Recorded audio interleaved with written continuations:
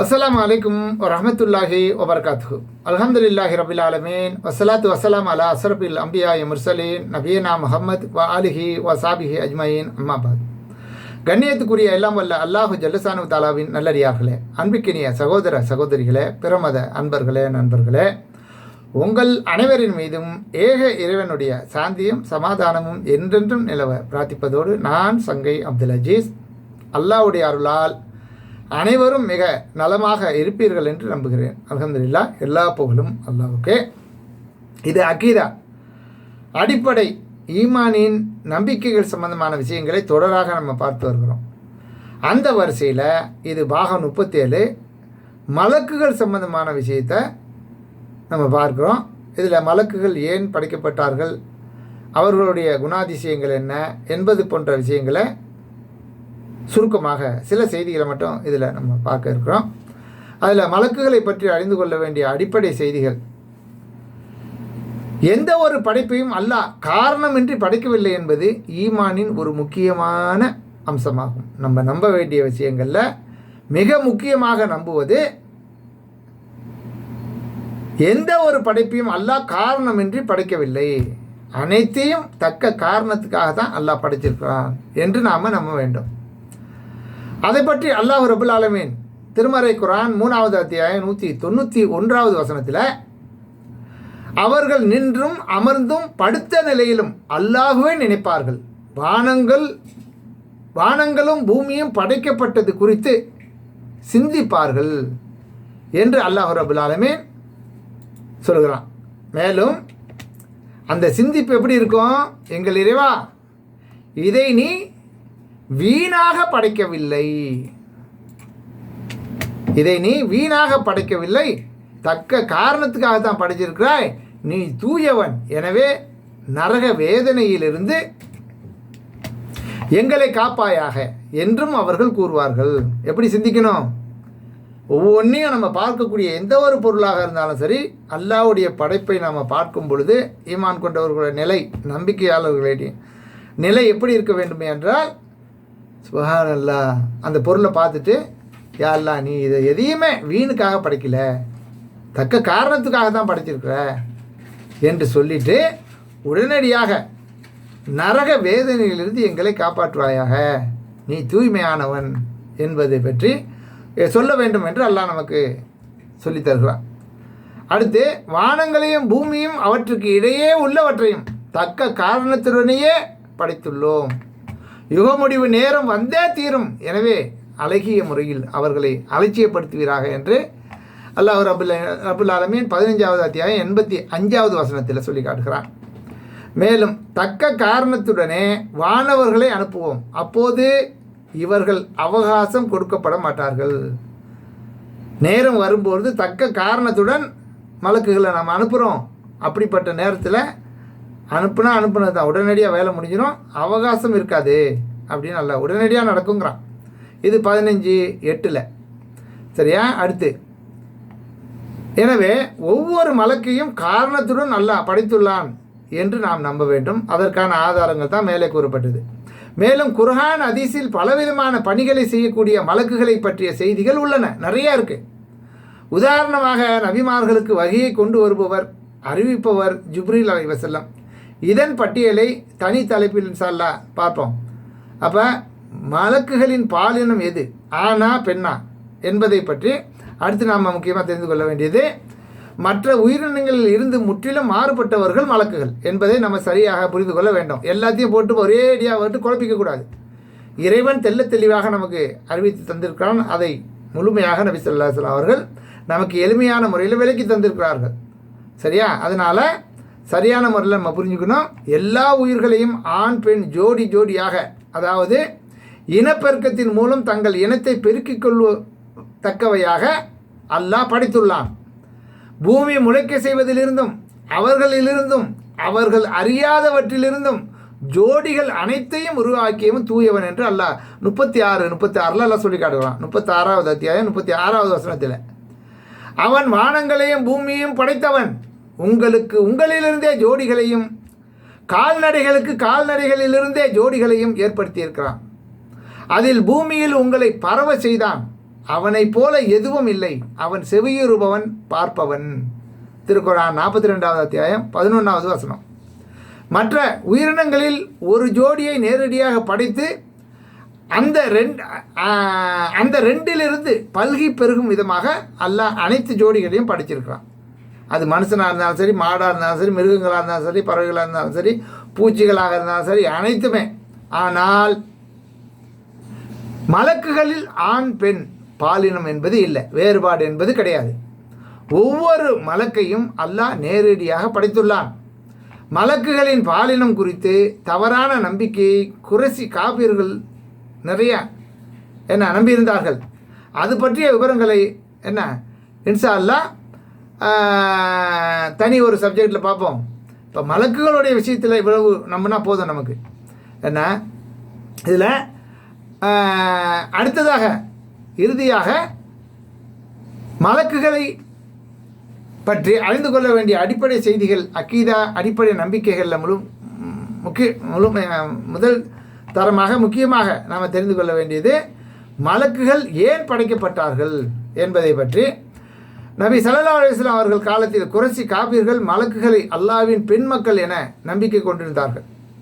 அளவற்ற அருளாளின் அடியார்களான வானவர்களை பெண்களை அவர்கள் கற்பனை செய்துவிட்டனர். அவர்கள் படைக்கப்பட்டதை இவர்கள் பார்த்து கொண்டிருந்தார்களா? இவர்களது கூட்டு பதிவு செய்யப்பட்டு விசாரிக்கப்படுவார்கள் என்று 43வது அத்தியாயம் 19வது வசனத்தில் அல்லாஹ் சொல்லி காட்டுகிறான். மறுமையை நம்பாதோர் வானவர்களுக்கு பெண்களின் பெயர்களை சூட்டுகின்றனர். அவர்களுக்கு இது பற்றி எந்த அறிவும் இல்லை. ஊகத்தை தவிர வேறு எதையும் அவர்கள் பின்பற்றுவதில்லை. ஊகம் உண்மைக்கு எதிராக எந்த ஒரு பயனும் தராது என்று 53வது அத்தியாயம் 28வது வசனத்தில் அல்லாஹ் சொல்லி காட்டுகிறான். உங்கள் இறைவன் உங்களுக்கு ஆண் குழந்தை உள்ள வழங்கிவிட்டு தனக்கு வானவர்களை புதல்வியாக ஆக்கி கொண்டானா? பயங்கரமான கூற்றையே அவர்கள் கூறுகிறார்கள் என்று அல்லாஹ் 17வது அத்தியாயம் 40வது வசனத்தில் அல்லாஹ் சொல்லி காட்டுகிறான். உமது இறைவனுக்கு பெண் குழந்தைகள், இவர்களுக்கு ஆண் குழந்தைகளா? அல்லாஹ்வுக்கு மட்டும் பெண் குழந்தைகளா? இவங்களுக்கு ஆண் குழந்தை வேணுமா என்று அவர்களிடம் கேட்பீராக. வானவர்களை நாம் பெண்களாக படைக்கும்போது அவர்கள் பார்த்து கொண்டிருந்தார்களா? கவனத்தில் கொள்க, அல்லாஹ் பிள்ளைகளை பெற்றெடுத்தான் என்று அவர்கள் இட்டுக்கட்டியே கூறுகின்றனர். அவர்கள் பொய் கூறுகிறார்கள். இது பொய் தான் என்று 37வது அத்தியாயம் 149, 50, 151, 154 வசனங்கள் அல்லாஹ் சொல்லி காட்டுகிறான். இந்த நம்பிக்கையில் தான் கிறிஸ்தவர்களும் மலக்குகளை தேவதைகள், ஆங்கிள்ஸ் என அழைக்கின்றார்கள். நாம் மக்களும் குர்ஆன் ஆங்கில மொழிபெயர்ப்புகளில் ஆங்கிள்ஸ் என்ற பதத்தை பயன்படுத்துகின்றனர். இது தவறு. அவர்களின் நம்பிக்கையை உறுதி செய்வதாக அது அமைந்துவிடும். எனவே மலக்குகள் ஆணுமல்ல பெண்ணுமல்ல என உறுதியாக நம்ப வேண்டும். மேலும் அல்லாஹ்வின் நம்பிக்கைக்குரிய அடியார்கள் எனவும் நம்ப வேண்டும். நம் சமுதாய மக்கள் தர்காக்கள் மீதும் சமாதியில் அடக்கம் பட்டுள்ள இறந்தவைகள் மீதும் கொண்டுள்ள நம்பிக்கையை மலக்குகள் விஷயத்தில் குறைசி காபிர்கள் அப்போதும் கொண்டிருந்தனர். கவனத்தில் கொள்க, தூய இந்த மார்க்கம் அல்லாஹ்வுக்கே உரியது. அவனை அன்றி பாதுகாவலர்களை ஏற்படுத்தி கொண்டோர் அல்லாஹ்விடம் எங்களை மிகவும் நெருக்கமாக்குவார்கள் என்பதற்காகவே தவிர இவர்கள் வணங்கவில்லை என்று கூறுகின்றனர். அவர்கள் முரண்பட்டது பற்றி அவர்களிடையே அல்லாஹ் தீர்ப்பளிப்பான். தன்னை மறுக்கும் பொய்யனுக்கு அல்லாஹ் நேர்வழி காட்ட மாட்டான் என்று 39வது அத்தியாயம் 3வது வசனத்தில். இது அவர்கள் அனைத்தையும் அவன் ஒன்று திரட்டும் நாள்.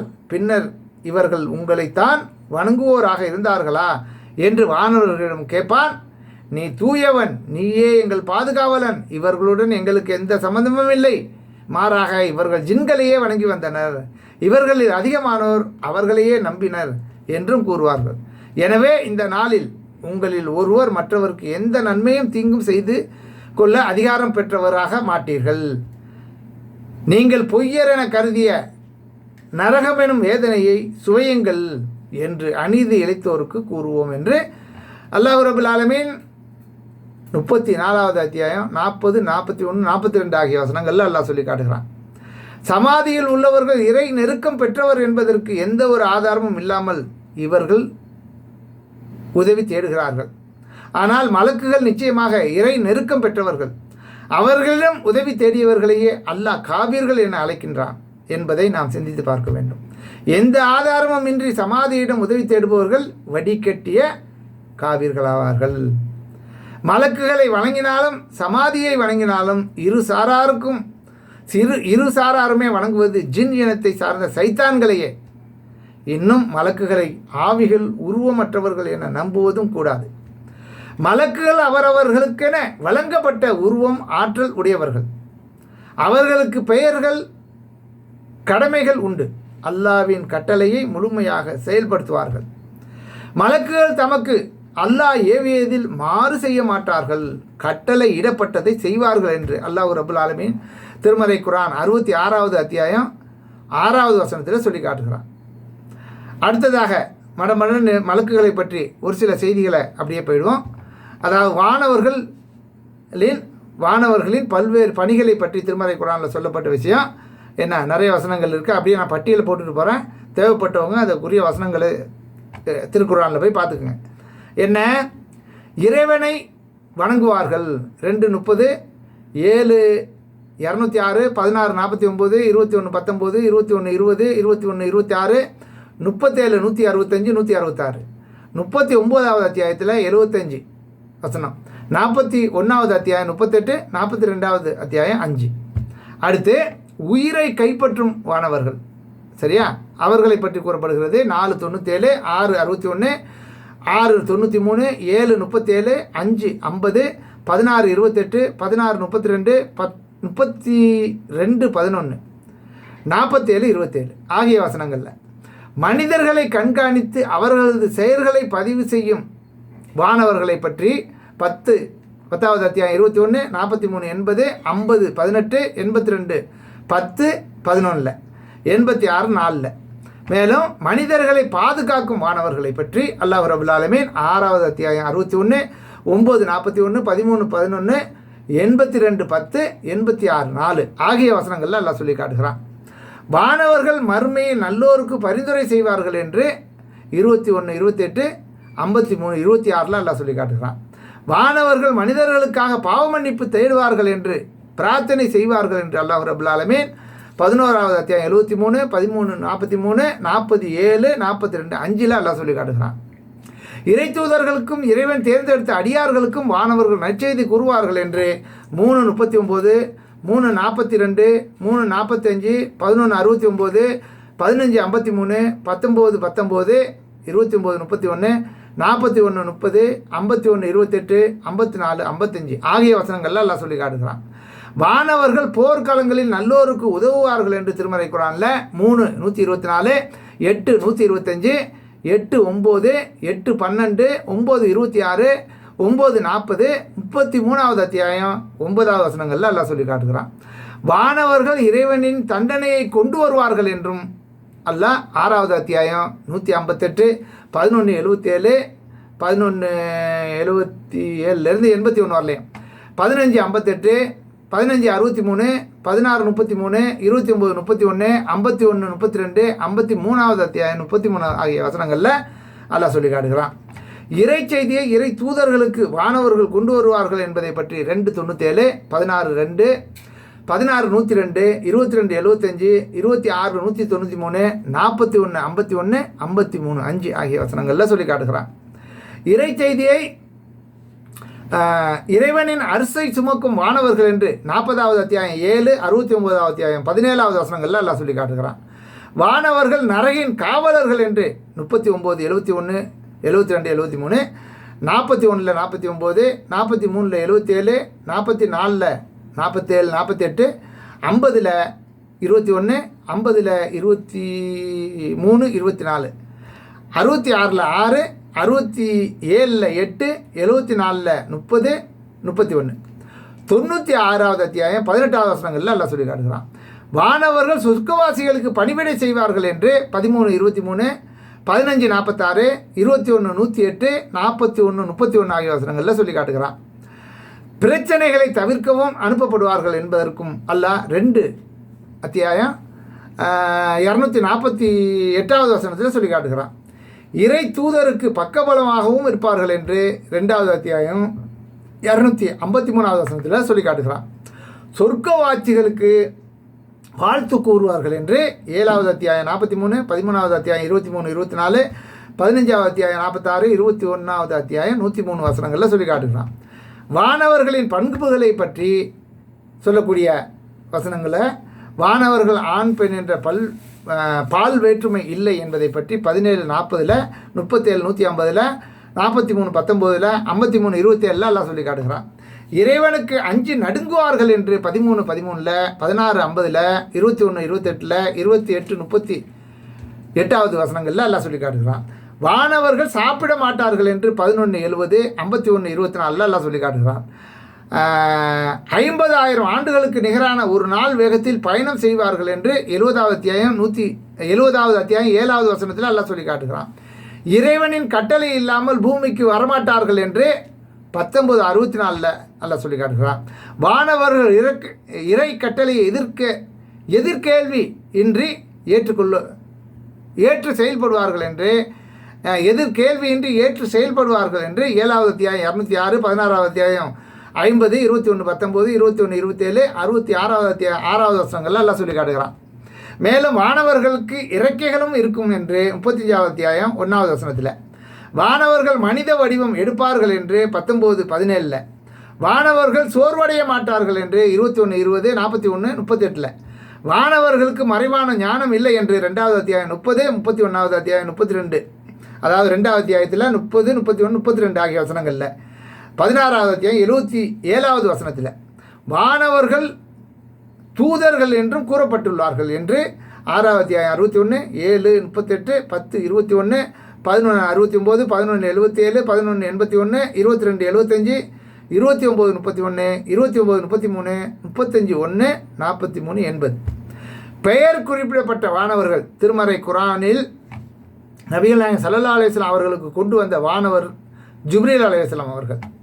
திருமறை குரானை நபிகள் நாயகம் ஸல்லல்லாஹு அலைஹி வஸல்லம் அவர்களுக்கு கொண்டு வந்தவர் ஜிப்ரீல் அலைஹிஸ்ஸலாம் அவர்கள் என்பதை பற்றி 2:97, 16:102, 81, 19, 26, 198 ஆகிய வசனங்கள்ல அல்லாஹ் சொல்லி காட்டுகிறான். ரூஹுல் குதுஸ் தூய உயிர் என்பது ஜிப்ரீலின் பெயர் என்பதை பற்றி 2வது அத்தியாயம் 87, 2வது அத்தியாயம் 258, 5வது அத்தியாயம் 110, 16வது அத்தியாயம் 102 எல்லாம் சொல்லி காட்டுகிறான். ரூஹ் உயிர் என்பது ஜிப்ரீலின் பெயர் 19, 17, 21, 91, 78, 38, 74, 97, 4. ரூஹுல் அமீன் நம்பிக்கைக்குரிய உயிர் என்பது ஜிப்ரீல் அலைஹிஸ்ஸலாமின் இன்னொரு பெயர் 26, 193 அல்லாஹ் சொல்லி காட்டுகிறான். மிகாயில் எனும் வானவர் 2வது அத்தியாயம் 98, மாலிக் எனும் வானவர் 43, 77. ஆண்டுதோறும் ஜிப்ரீலின் வருகை பற்றி 97வது அத்தியாயம் 4வது வசனத்தில் அல்லாஹ் சொல்லி காட்டுகிறான். எனவே அல்லாஹ்வே மிகவும் அறிந்தவன். வானவர்கள் சம்பந்தமான செய்திகளில் மிக சுருக்கமாக இந்த செய்தியில் நம்ம சொல்லியிருக்கிறோம். இதை மீண்டும் மீண்டும் போட்டு கேட்டு தெளிவாக புரிந்து கொள்ளும்படி காணொலி கூடக்கூடாதுங்கிறதுனால கொஞ்சம் அவசரமாகவே பேச வேண்டியதாக ஏற்பட்டிருக்கு. குறை நிறைகளை பொறுத்து கொண்டு அனைவரும் சரியாக கேட்டு புரிந்து கொள்ளும்படி அன்போடு கேட்டுக்கொண்டு இந்த காணொலியை நிறைவு செய்கிறேன். தேங்க்ஸ் ஃபார் வாட்சிங். ஜஸாக்கல்லாஹ் ஹைரா.